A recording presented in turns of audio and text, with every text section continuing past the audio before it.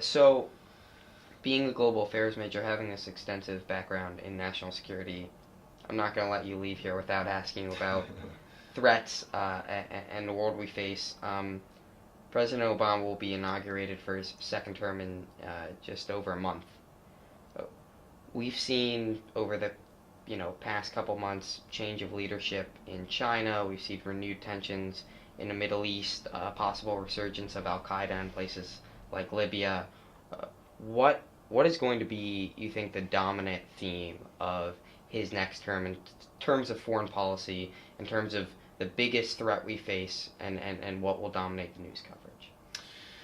I think it's a complex world, and while you can never predict where the next threat is going to come from, you never predict with absolute certainty where the next threat's going to come from. I think what you're going to see the president try and do in the second term is to reorient our foreign policy more towards the Pacific and more towards Asia, and recognize that in this century, America has tremendous opportunities, economic opportunities in that region of the world, and I think the president wants to wind down the war in Afghanistan, which he promised he would do as a candidate in 2008, and he is well on the way to doing that. Ended the war in Iraq.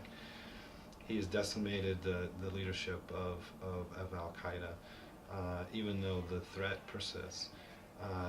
And I think that we're going to see a reorienting of our foreign policy more towards Asia and to the Pacific, and continuing to keep the pressure on those who attacked us in 2001 and who continue to plot attacks against us, and continue the success that he has had in diminishing Al Qaeda and their affiliates. But try and move the country's mindset towards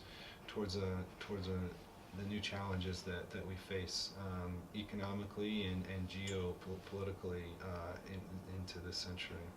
You spoke before the interview started that you still are in touch with some people at the Department of Homeland Security, and that you had some conversation with them about what the next term will bring for domestic terrorism. Can you talk about what types of developments you see happening, and whether there are any threats we're not paying attention to? Well, I think that what you're going to see domestically out of Homeland Security and some of the other agencies is a focus on, with respect to airport security specifically, a focus on intelligence-based and risk-based screening. You're already seeing DHS and TSA make some moves in this direction, meaning that in the airport, we screen 100% of passengers who are getting on airplanes, right? 2 million people a day. It's the only environment where we insist on screening 100%, whether it's cargo or whether it's in other areas. We screen randomly, and we make other determinations that allows us to not have to screen 100% and slow down the global flow of commerce, right?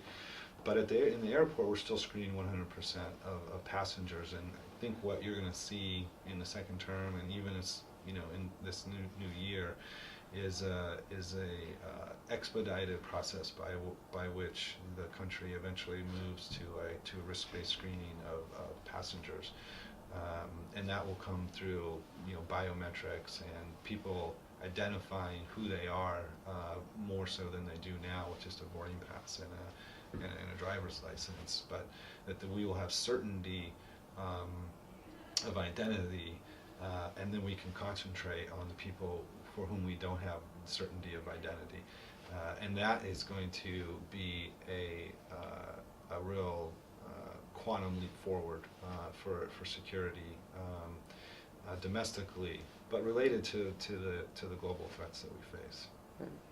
Sean Smith, last question. Secretary of State Susan Rice, John Kerry. Who's it gonna be?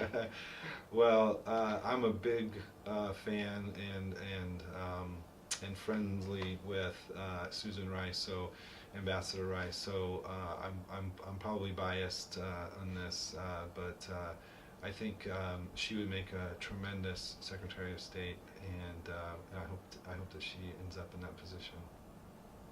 Awesome. Thank you so much for joining us. And this was YDN Multimedia. Join us next time.